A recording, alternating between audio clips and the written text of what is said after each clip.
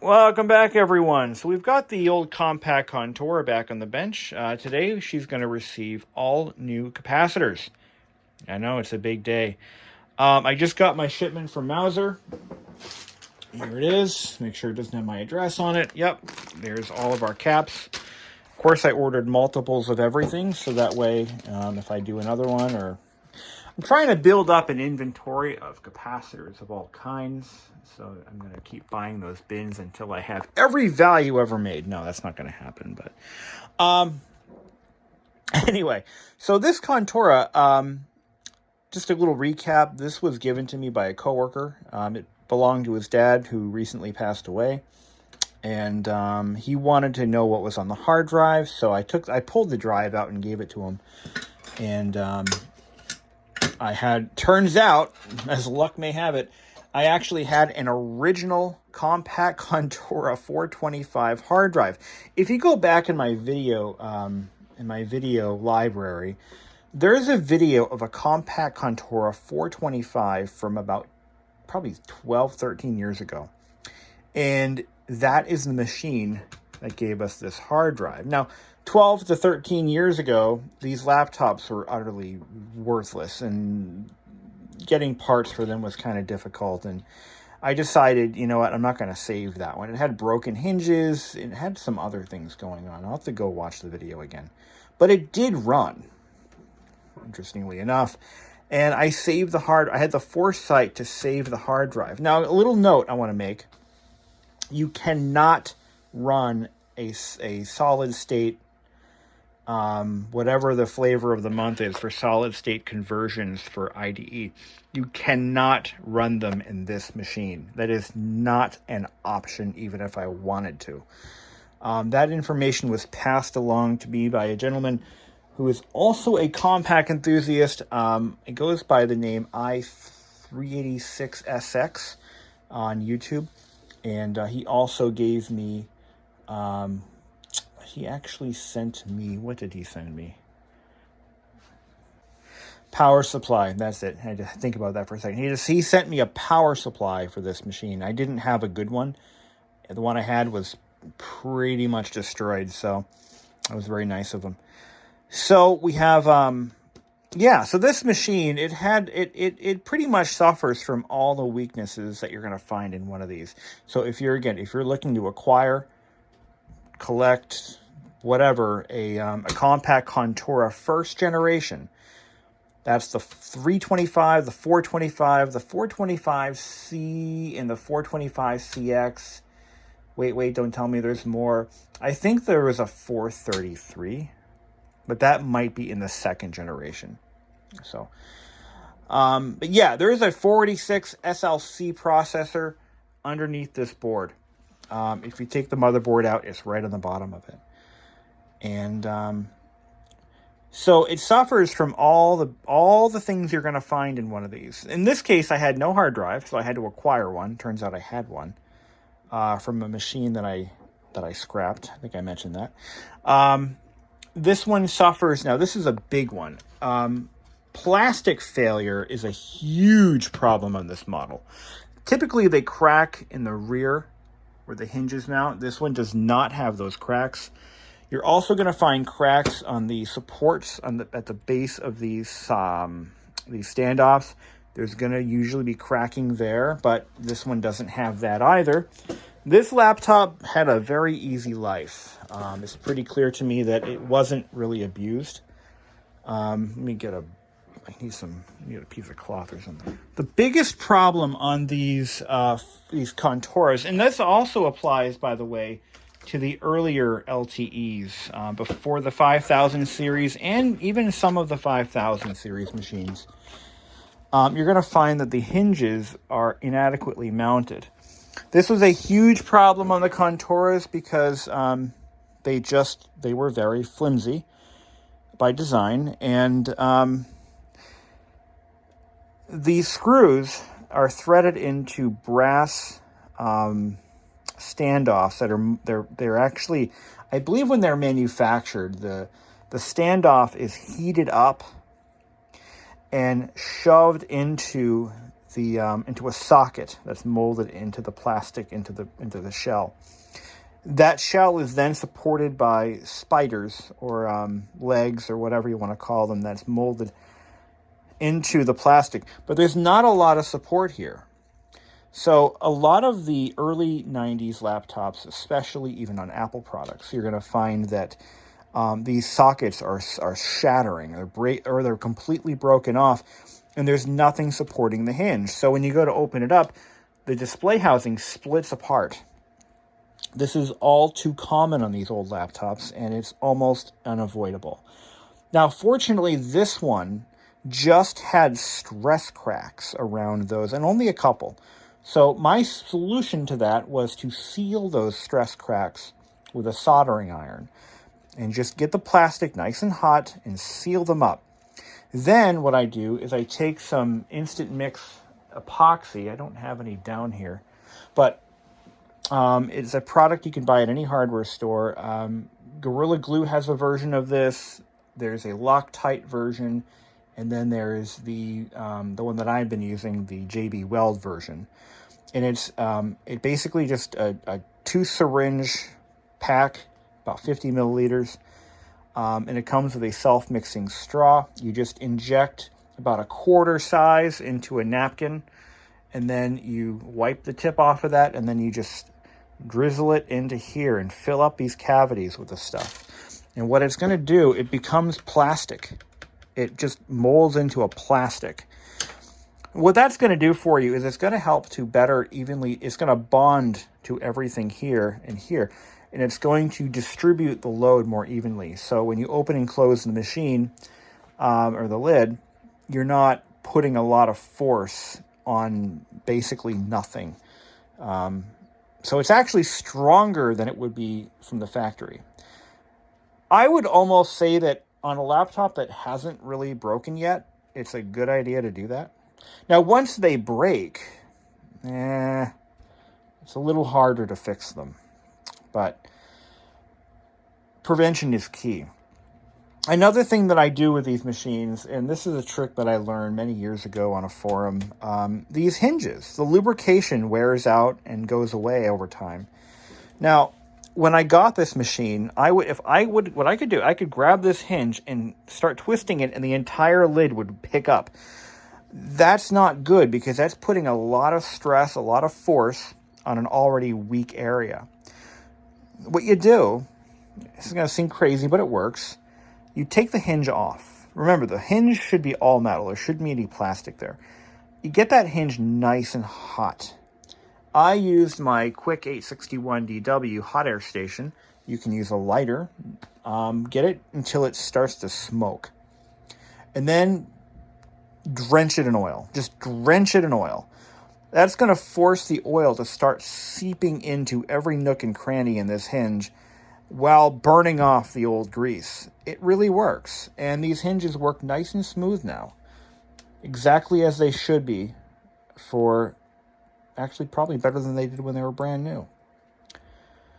So that's how we fix that problem. The other issue that we have is the this latch. Now, this isn't a pretty fix. I mean, I could probably trim it up maybe a little bit. But I use automotive black silicone, RTV. This is a spring, it's a plastic spring, and it's designed to deflect as you open and close the screen. See how it's doing that now? Well, what happens is this little plastic spring eventually wears out and it cracks off. In my case, it was still intact, so I just applied silicone behind it to distribute the load from here to here while keeping the that spring in place. So that is what you want to do. See these little sockets right here? This is what is underneath these screws. Only on those, there's black brass inserts inserted into here and here. Okay. Now, the other problem, this is now a more recent occurrence. As these laptops are approaching 30 plus years of age, this one is now 30 years old, you're going to start seeing capacitor failures. Look at these. This is called an aluminum SMD, or surface mount capacitor. These go bad. They start to leak. You can see there's a lot of corrosion around here. Something tells me that it might be seeping a little bit and weeping underneath the traces. It's hard to tell, but not supposed to look like that. We're going to replace this one. Now, this one's working. It's got a good, strong backlight, but we want to keep it that way. Obviously, we've got to remove this board first. You can't be using a hot air station on a plastic mount. Let's go ahead and do that one first. So again, today, this is cap day. We're going to recap this machine to keep it going. Now, what got me started down that path on this machine in particular is I had it running, and all of a sudden it started to smell like low tide. It smells like fish, dead fish, nasty fish. That is what the smell of bad electrolyte. Oh no! Watch out for these connectors. They're old. We're gonna have to force it out this way. Uh-oh. I may not. Okay, yeah. Watch out. Watch out when you're working on old laptops. The connectors aren't new anymore, so they may or may not. Oh God. Yeah, this doesn't want to come undone. All right, we're not going to force it. We don't have to.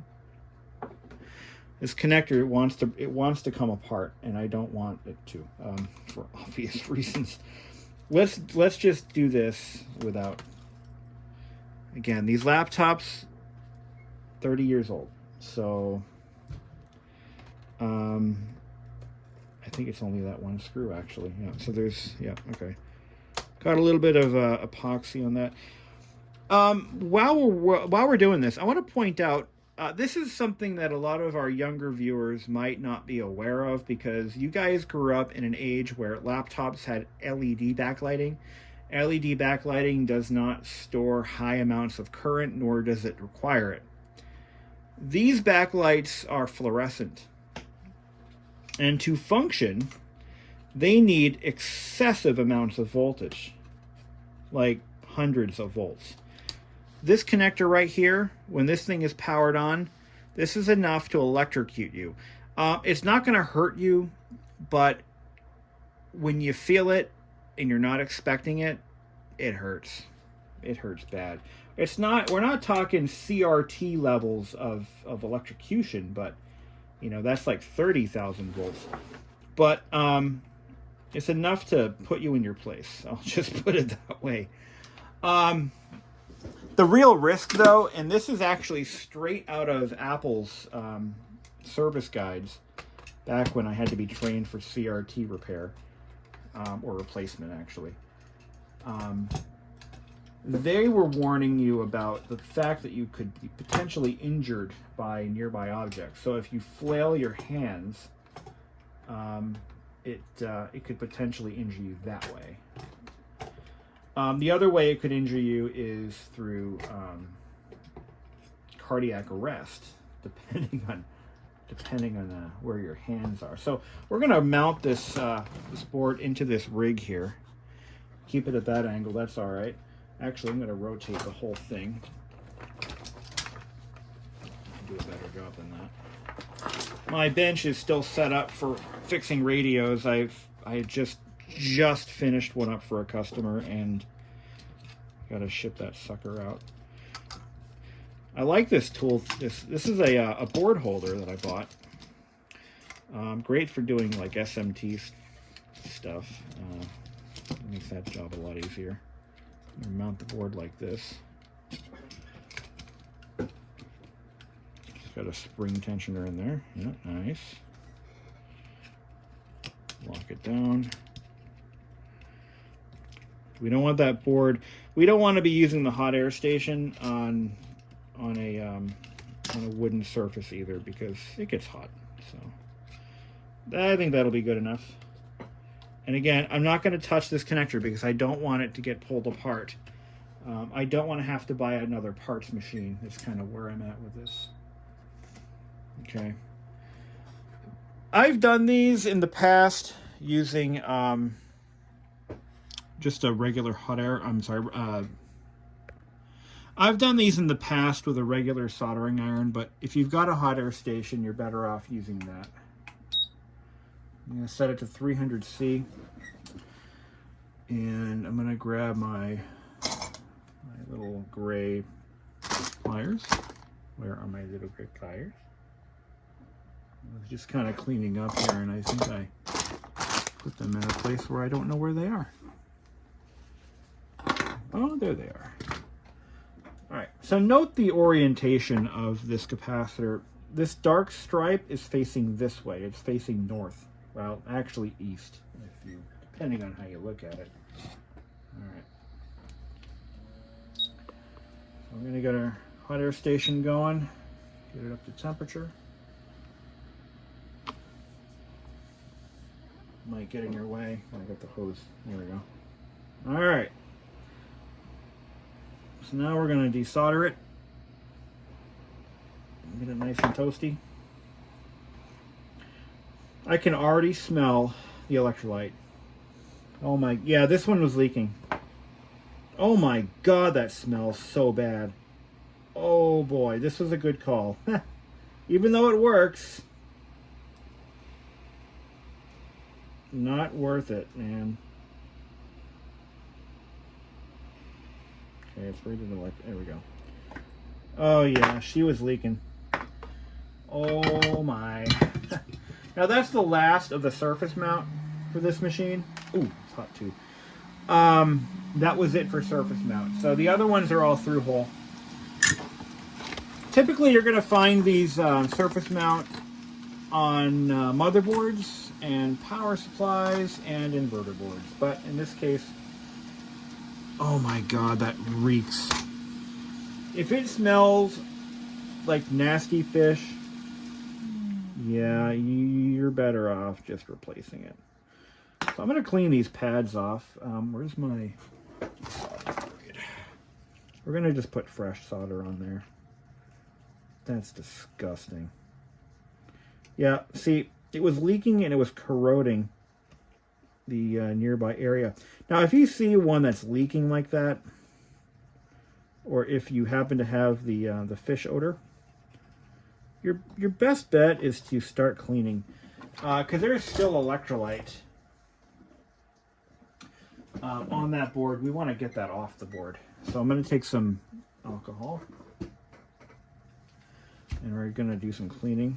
Just clean the area around it. Make sure that, oh, look at how black that is. That could also be from our soldering. See, we got lucky here. There's no collateral damage, really, to speak of. It's not too bad. All right, so orientation. So the stripe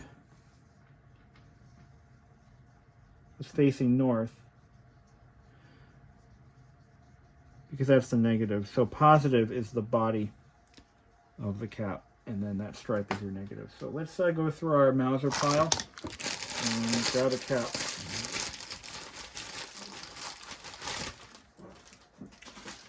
Should be, we got those, we got those, we got those, and we got these.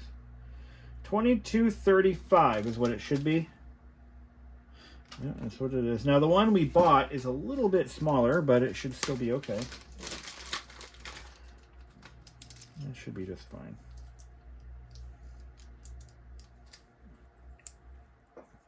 The pads are sized, so the overall dimensions aren't that critical. So that'll fit just fine. All right, let's tin the pads with some fresh solder. And then we'll fire up the heat gun and we'll mount it.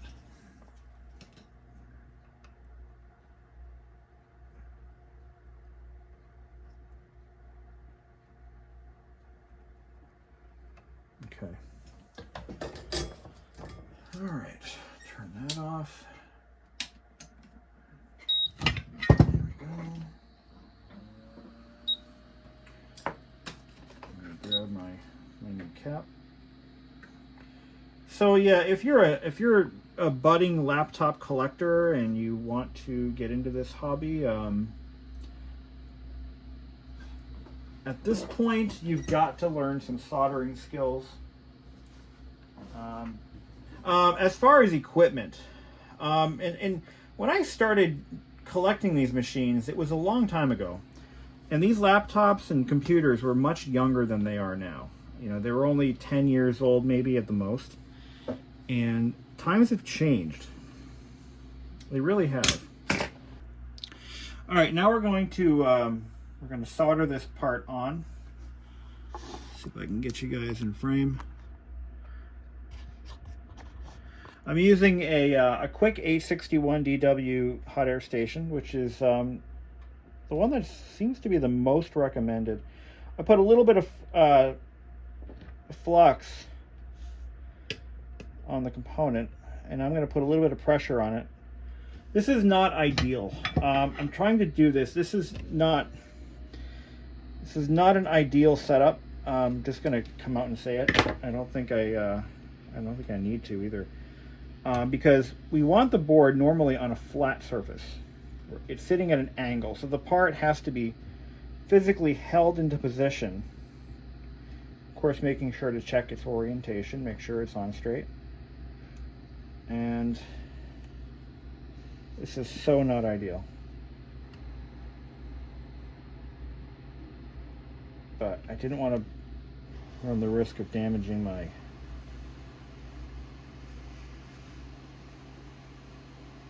stuff here.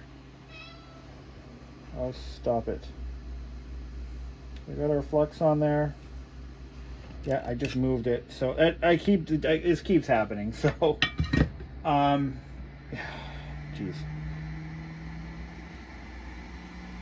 And I'm seeing this diode that's nearby. It keeps getting really hot.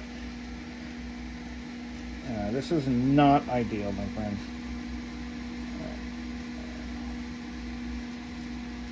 Okay, as long as it's on straight and it's on the pads, you can do this. You know what we're going to do? I'm going to use my I'm just going to use my regular iron to do it. I've had more luck with with the iron I can just apply the heat straight to the pad and nowhere else, and do one side at a time. This is how I've done them before. So let's grab that. Yeah, this is not ideal. This is a more as do as I say, not as I do scenario. This is, you suck. I actually bought a component pick and place tool. It's a little suction cup thing. And wouldn't you know it, I went to go use it the first time and it broke. Apparently it had been on the shelf for a while. And yeah, it was like old stock. There we go. Yeah, we're good. Yeah. So yeah, you can use a regular soldering iron to do SMT stuff, depending on what you're doing. Capacitors, you can totally do that all day long. Removing the capacitors, though, you definitely, to prevent ripping off pads, you want to use a hot air station. Now, little side note, if you're looking at buying your first hot air station, you can buy the cheap ones. They do work, they're fine. But I bought a cheap Quick, the 961, I think it is, or 9 something. And what I found was it was very poorly made, and it was $100. It was a very premium price for something so poorly made. But the Quick 861DW is a completely different product. It is a better product. It is probably good enough to go into any workshop. It is one of the most highly recommended for the sub-Hacko price point. As for a soldering station, I've recommended before, and I'll recommend it again. The Hacko FX888D is probably the best hot air station you can get for under $150. I love mine. I'm glad I bought it, and I would not, at this point, I would not go with anything else. So, take a look at the bottom. Oh, this thing smells so bad. Let's get rid of it. Goodbye. So yeah, that happened. That happened for sure. So we'll put this back in place. Okay, just put one screw holding it in. Let me clean my bench off here. There it is. And there was that ground strap. That's important. That's going to go back in there. See what you see.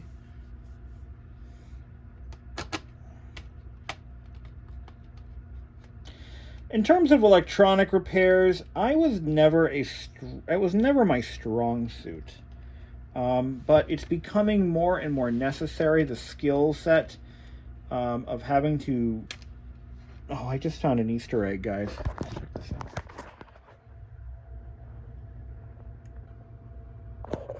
There's a Tin Man printed on the board. I just noticed that. I think I saw that before, but I think I just noticed it again. That's an Easter egg, hardware Easter egg, and they were very common back in the day. Just random. I mean, you know what? If you're laying out a board, just a lot of engineers would just have fun with it. You know, just have a little fun. And they put a Tin Man on there. I'm sure there's got to be a story behind that. A little Tin Man. I hope nobody lost their job over it. But you would randomly see things printed on boards. And if you're doing the layout and it doesn't cost anything to put a few icons here and there, and why not, you know? Okay, now for the power supply. Everything is all through hole, so we don't need our hot air station anymore. I call this a power supply erroneously. It is called a DC to DC board, and that is what it is called. That is the correct term for this part, DC to DC. All it does is it takes your 12 or 19 volt DC input and it splits it off into various other voltages. Are there any Easter eggs on this guy? That would be kind of cool if there was, wouldn't it? No? No, power supply guys, they don't want to have any fun. All right, so we got to find us a 6.8 35 volt. So I'm not going to do a whole video on how to solder because I'm not the one to train people. I'm good enough to fix my own stuff, but I'm not going to go around telling people how to do their soldering. But a couple of tricks I've learned.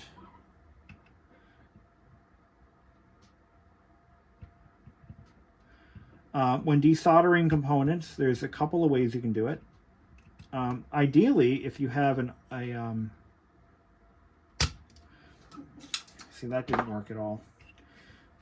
I'm finding that the solder on this machine must be of higher, I don't know, it isn't melting. It's not lead-free solder. I don't believe it's lead-free solder. They weren't using this stuff back then, not like they are now. But it does not want to desolder very easily. That happens from time to time. But adding solder to a joint that is very stubborn, it may seem counterintuitive, but it really works. It really does. It's a trick that a lot of techs have been using for years. Doesn't always work. Didn't work in this case. I added a little bit of solder to a joint that just did not want to let go, and it didn't work. But hey, these are things that happen. Adding a little bit of flux is another trick that can sometimes work too.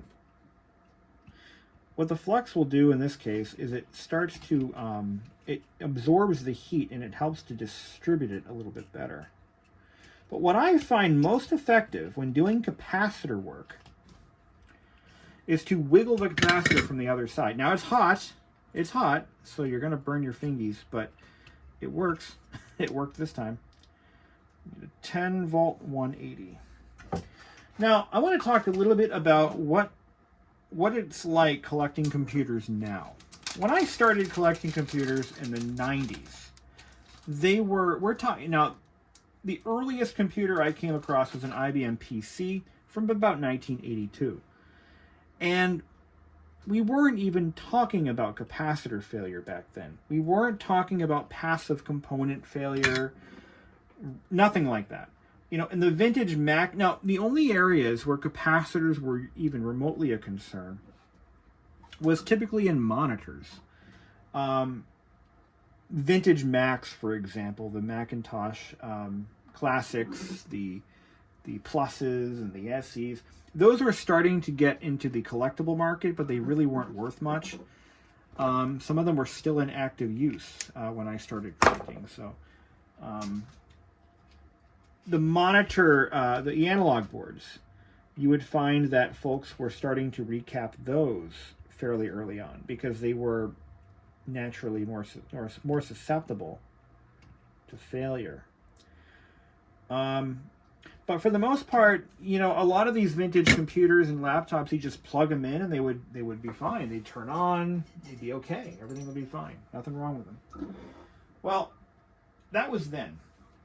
We're now in the year 2023, and some of these laptops and desktops, they're pushing 40 years old in some cases. And we're talking the original IBM PC, you're talking 40 years of age. 40-year-old machines. And for the budding collector, somebody looking to enter this market and kind of make their own, statement, do their own thing, you got to know a few things.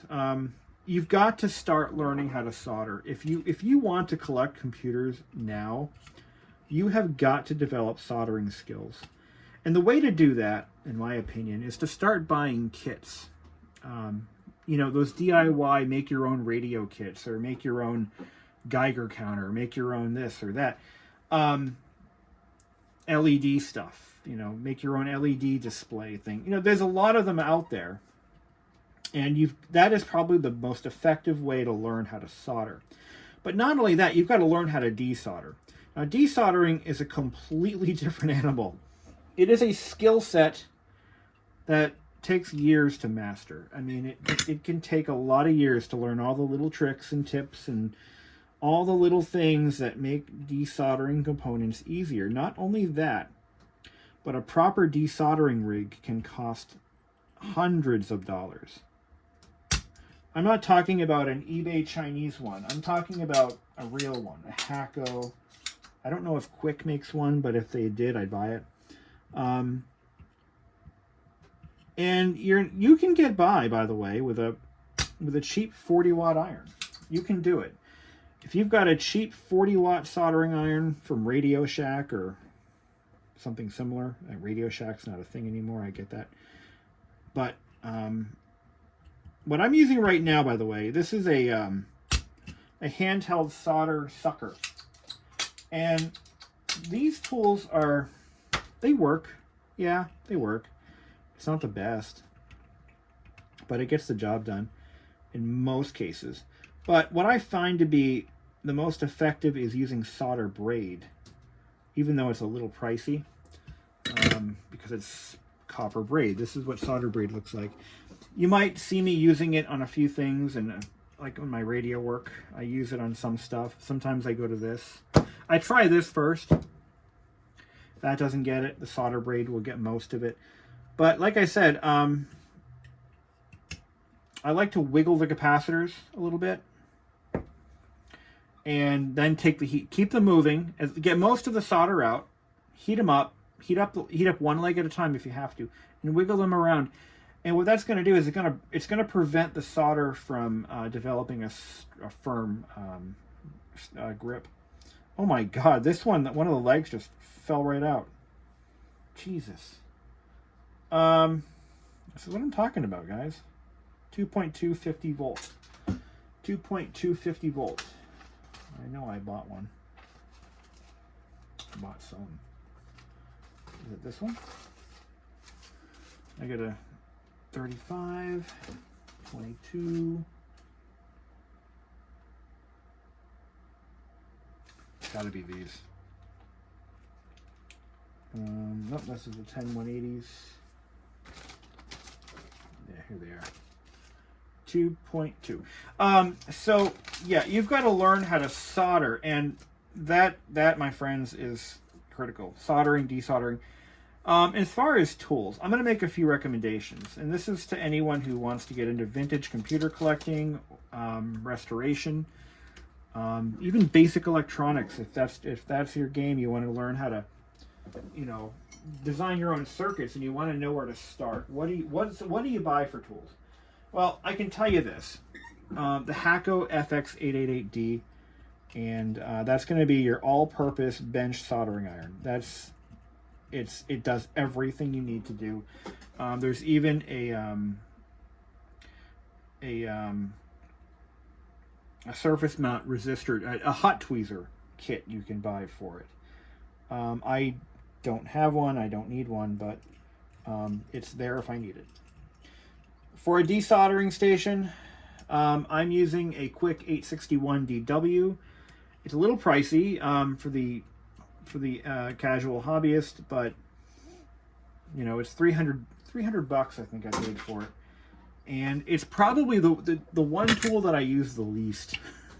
But you can't take, you know, I do occasionally get SMT stuff, surface mount stuff that I have to fix.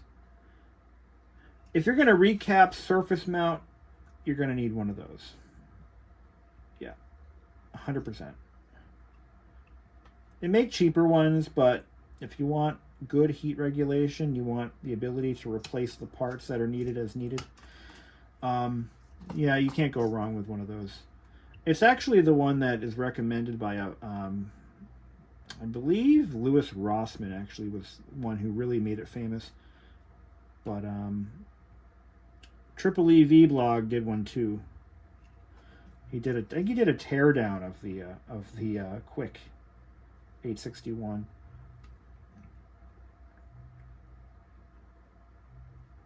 There we go. So we just solder in all the new caps. Bing, bing, bing, bing, bing. And we trim the leads. So that power supply is now recapped. The display inverter board is also done, and we should be pretty much home free.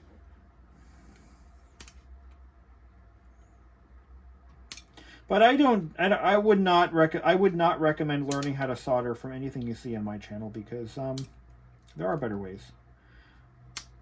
And yeah, absolutely. I'm gonna have to vacuum this to vacuum the rug now. So this power supply is rebuilt. This is ready to go in. It should work. We're gonna reassemble the Contura and see what's gonna happen.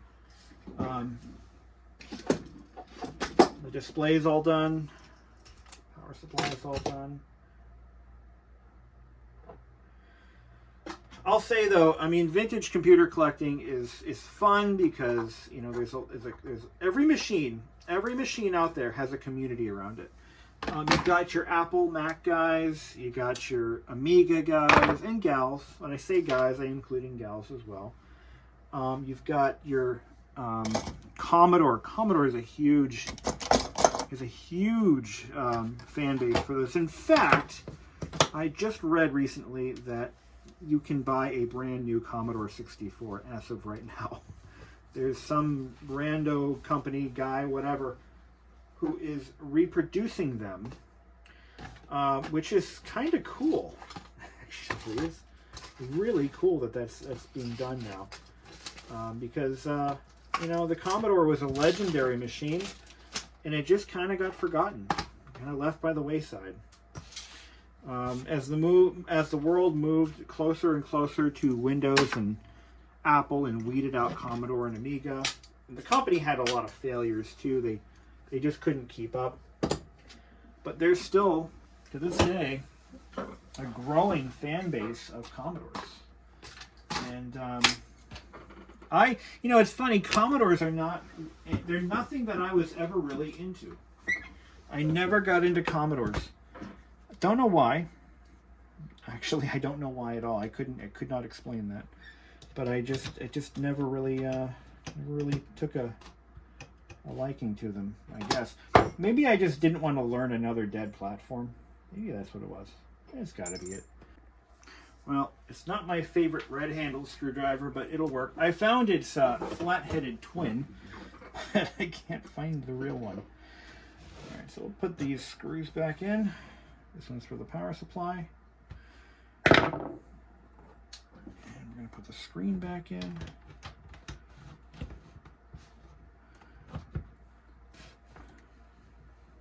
Yeah, those hinges work real slick now. All right. Make sure you put your ground screw back in. It's important for some reason. It's at an awkward angle though. That's rather unfortunate. Okay, get the display cable in there. Oh, little side note, I actually bought a 4 megabyte upgrade for this, and I put in a bid for a keyboard as well.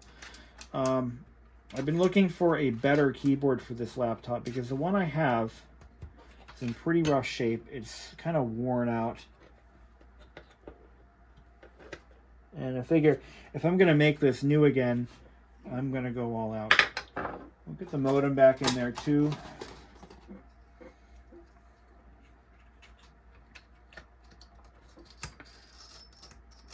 It shipped from the factory with a modem, so we're going to keep a modem in there. These don't line up very well, but whatever. I'm not the modem police, so there you go. Put them in loose. That's a little tidbit of information you might like. Don't tighten these down until they're all in there, because you want to allow for some movement. I found that the holes aren't drilled dead on, so that's a thing. But it's a real Compaq service part. It's not aftermarket, so that's, you know, that just kind of goes to show the. Actually, no, you know, it's not. It didn't give me a problem. Okay, so I guess that's not an issue, but it could become one. All right, let's get the multi-bit set. Put the display back together. You got to put those hinge screws in because you want the torque to be applied equally. And make sure we get the right size screw. So I'm not going to be buttoning this machine up completely yet because, again, I'm waiting to, if I win the bid on that keyboard, then I can save myself the aggravation of having to do this all over again. So we'll put our screws in for the hinges. Again, what I like to do is put them in lightly, don't put them in all the way, just kind of, and then we're going to torque them. And we're going to torque them.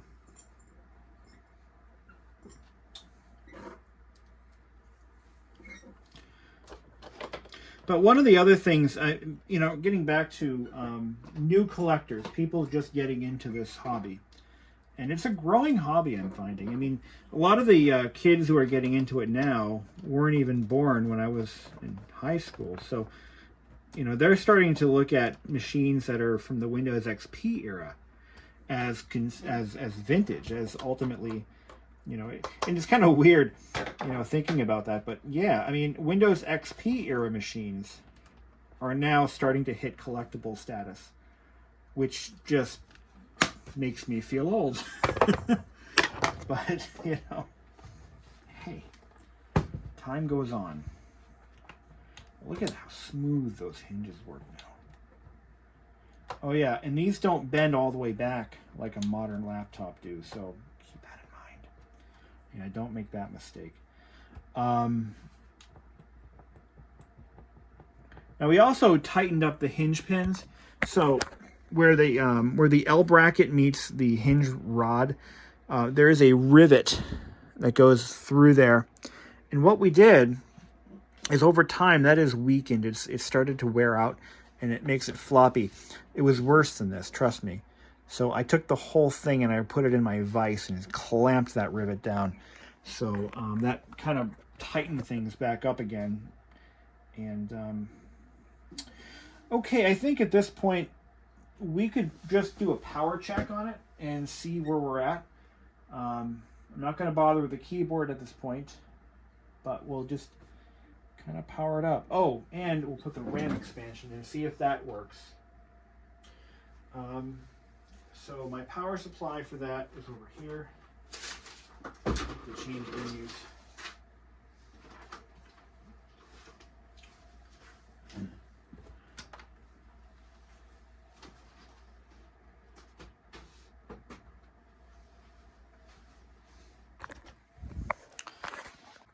It's probably going to turn right on though. Oh wait, no, we need our power board. We need this. Also, we want to put this insulator back. I almost forgot about that. Actually, I technically did forget about that. So that goes back there to protect power supply from uncertain shortages. Okay. We're going to need our control board here. Again, no keyboard, no need for it. We're just going to power check it, make sure our cap job held up, and then we'll put in the new RAM. Okay, let's plug this guy in. Okay, we got power. And no display. Oh, there we go. Had me going there for a second. Ooh, COM port configuration error. COM port configuration error. Why would I be getting that? Why? Oh, because of the modem. We had the modem out, and now we have it back in. So that is what we're seeing here. All right, let's put the extra RAM in and see if it picks it up. Okay, this might also throw a few folks for a loop. Again, if you're new to vintage laptops and certain desktops even, they didn't use standard RAM back in the day. The RAM chips are standard. You could buy these RAM chips right now. I could go out and buy a whole bunch. But there are no SIMs or DIMMs or anything. It's a proprietary module. So Apple did not invent proprietary parts, much to the dismay of some folks who believe that to be the case. It clips in like that. And there is a screw that we need. I don't have that screw. I'm going to have to go find one. Okay, let's see if the RAM picks up. Now, I replaced every capacitor in this machine that wasn't tantalum. And yet, I still smell it. It came back. Why? Okay, we should be up to 8 megabytes of RAM. Whoa. Got 12 megabytes. That was supposed to be a 4 megabyte expansion. It's actually, yeah, it's like an 8 megabyte expansion.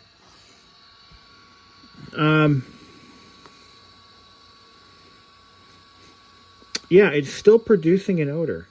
Why is it doing that? We did replace every capacitor. I don't know. I can't explain it. So that's kind of cool. It's an 8 megabyte card. Wasn't expecting that. Now, if this wire burns up, we'll know why. We'll know what that smell is.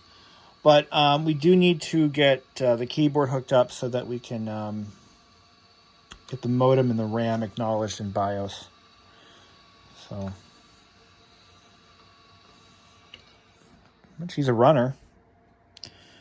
I guess that's all I can ask for. I'm going to find a screw that is this size. No, not that size. This size. See what I can do. All right, so to close out our video, I want to show you a very special accessory that goes with the Contura series. This is the This is a clip-on trackball. The clip is actually right here.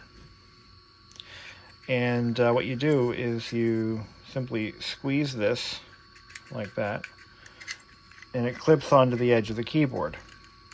As a matter of fact, you can see little scratch marks for where that used to be back when this machine was with its previous owner.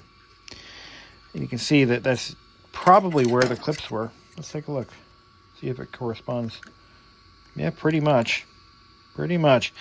But it would actually clip onto the frame. Obviously, that's not mounted on here right now. So these little trackballs were custom manufactured by Logitech for Compaq. And they actually did make a Logitech version of this, which is usually I believe it's a glossy white plastic, and I believe the buttons are blue. The unique thing about this piece of hardware is it is reversible. It is left-handed compliant. This piece right here can be removed and flipped around the other way for left-handed operation. At least I believe it is. I believe that's what we used to do. Yeah, that is the case, because the wire can be removed and flipped to the other side. So this one is set up for right-handed use. I am left-handed, born and raised, and I do not use a left-handed trackball. Yes and no. Okay, yes and no. It's weird. So the Apple trackballs. The Apple trackballs I use with my left hand because they're right here. It's the weirdest thing. But I guess I don't have the dexterity in my thumb to use a left-handed trackball clipped on. I don't get it either. But right-handed trackballs I can use all day long. So it's a little awkward. It's awkward because I haven't done this in 20 years, but I can pretty much maintain reasonable control with my thumb. So these are often lost, missing, or broken. I bought 2 of these off of eBay from one auction, and they were both broken in the same way. This cover right here, the plastic gets brittle, and the clips snap off of them. So what I do is I just put a couple of dabs of Loctite Ultra Gel super glue, and I actually glue them in place, and it'll be good forever. It's never going to fall off again. But usually if you have this is missing. These always go missing. It's just the way things are. So that was your pointing option, or your mouse, if you will, for this series of Compaq Contura. And again, a lot of laptops that were manufactured in the early 90s still did not have an onboard pointing device, a track stick, AccuStick, AccuPoint, whatever track point, no trackballs. Some did have a trackball, but I think a majority did not. It depends on what you're looking for in a machine. So, yeah, I mean, I have an NEC that has a trackball right here, an NEC Versa. It's right here. And if I recall, there was an accessory that could clip onto the front and give you an actual trackball that could be manipulated, but I don't have that accessory for that machine. So as of right now, really all we're waiting for is I have a bid out on a keyboard to replace this one. This one is worn and shiny, and I don't, in a laptop that I want to hang on to forever, I don't want worn out keys. I want it to look good. So the dead fish smell is still exists. Even though I made sure to clean the boards as I'm removing the capacitors, I took note to actually clean the boards of anything untoward, any spilled electrolyte, and it's kind of going away. But the important thing is everything works. PS2 port works. The serial port works because the modem was detected. So we should be able to go on AOL if we want to. Open up Prodigy and take a look at Prodigy. I wish I had the account info for that. I have all the guy's college papers. Whoever owned this hard drive before me got all his college work.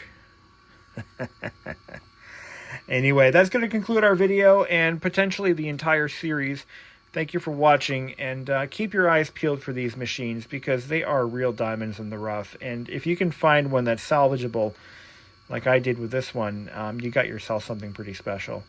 You're not going to find one that is in mint condition. I think those are long gone, or they're in the hands of collectors who aren't letting them go.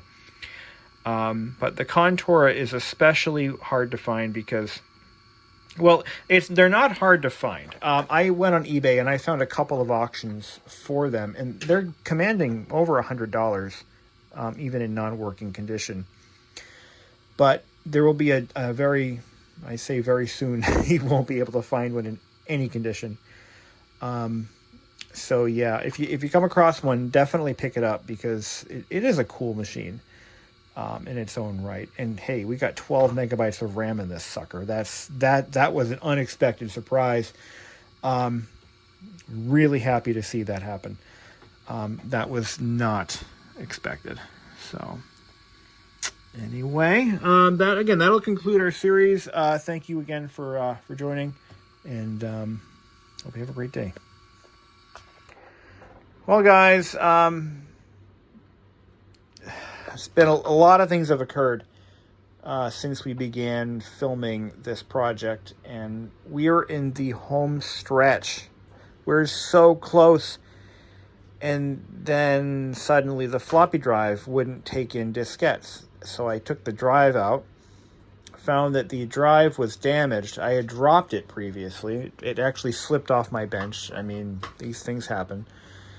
And so I started to tweak the drive shell, okay, and because it was bent just a little bit. So I did that, and then I noticed there was a capacitor that was literally leaking electrolyte all over the place towards the rear corner of the drive. In fact, you can see it. I'll just pull this keyboard out. Right, that cap right there. It was leaking, actively leaking. So I decided to replace it. In the meantime, I put it all back together again, and now I'm getting drive controller failure errors, and the machine will not power up until I pull the CMOS battery and go through all that. It's if it's not one thing, it's another. So I don't think my motherboard is bad. I think my floppy drive is bad. So I have actually went out and I spent $60 on a parts machine that has bad plastic. So the machine runs, but you just can't use that floppy drive. It's really become a clusterfuck, if I'm honest. It seems to run pretty reliably. As soon as I put the keyboard in, though, it wouldn't turn on. So this drive is bad. This drive is junk. We can no longer use this drive. It is unsalvageable. The one that I ordered from the eBay seller should, in theory, solve the problem. So I bought a complete machine. And yes, I still smell that fishy odor. I don't know why. There are no other electrolytic caps in the entire machine. We've replaced them all. It makes no sense to me why we're still smelling it. Nevertheless, I don't know if we have a bad disk controller now as a result of our floppy drive fiasco. I don't know. But all that matters is I've got a parts machine on the way, in addition to a keyboard that I no longer need because I bought a parts machine, but that's irrelevant. I didn't pay a lot for the keyboard, so I'm not really sweating bullets. If I put the keyboard back in, what's it going to do? I think our keyboard has a problem. No, really, I do. There's a short in the keyboard. Look at this. Something's going on with that keyboard. So this is getting kind of screwy. I mean, really screwy. Like, it makes no sense. It makes no sense. Why is my keyboard suddenly preventing... Now, with the parts machine, by the way, we're going to get a whole nother motherboard, which is going to have good connectors on it and everything like that. The machine is, dare I say it, dangerously close to being a lost cause at this point. But we'll get that other machine in, and we'll just do some part swapping and see what we can salvage. Floppy drive is definitely on this one. It's a no-go. I replaced this cap. It should be just... This was a nightmare, by the way. Putting that cap in was very difficult. I don't want to do another one, but I might have to. See, now it won't even turn on. You know, it's not the power supply's fault. The power supply works fine. Or does it? Huh. Is it possible that this power supply could be bad? No, I don't think so. See, there we go. Now it's fine. I saw it flicker. Huh. So what it boils down to is we're not there yet. You know, on most laptops, I would have given up long ago. I remember there was an Epson action note that I had found at Savers, and it was a complete laptop. I think it's in my video log somewhere back a few years, actually. And I thought I got it working, and then it didn't. Then I bought another one, had the same problem, and I think I bought like 2 or 3 action notes, and they all had the same problem. And looking back now, I think it was faulty electrolytic caps, but at the time I wasn't really looking at I didn't think, there's no way that's going to be a problem on something this new. Thinking cap issues are, for stuff from the 50s and 60s. But no, it might have been cap issues. But we're not giving up. We're not giving up. I almost did. I thought about it for a second. I might, you know what? This machine is not worth the time. It's not worth the hassle. Not worth the money, for sure. But, just open the door. You know how to open the door. Take your claw, take your paw, a little. Okay, here's what you do. Let me show you. Give me your hand. Give me your hand. Give me your hand, buddy. Here. That's what we do. Give me your hand. Oh, we won't do it. Okay. You try to open the door. I should put a kitty door here. I really should, actually. Here. Take your hand. Go like this. Go like this. Watch, watch, watch. Watch, watch. Not... Just like that. And you can go on that way. Anyway. What was I saying? So the action note, yes, I did give up on that. And it just turned into a never-ending battle. Now, he wants to come back in again. So that's where we're at with this machine. I think it's dead. There's something really, really weird going on with it. So I'm going to regroup and rebuild into another chassis or another motherboard, whatever. Whatever works, whatever we have to replace, we'll replace it. Shockingly enough, the Toshiba T3200SX turned out to be a viable machine from the get-go. It definitely needed cap work, which we've done. Haven't done the power supply yet, but I did all the other stuff, and especially in the display area, that was all pretty bad. But it turned out to be a viable and functioning machine pretty much from the get-go. We got lucky with this one. We really did. Don't always get that lucky, but this time we did. And that was good because I paid a lot. This one was $300 with shipping, which is a lot. It's a lot of money, for something that's $30 32 years old. And, you know,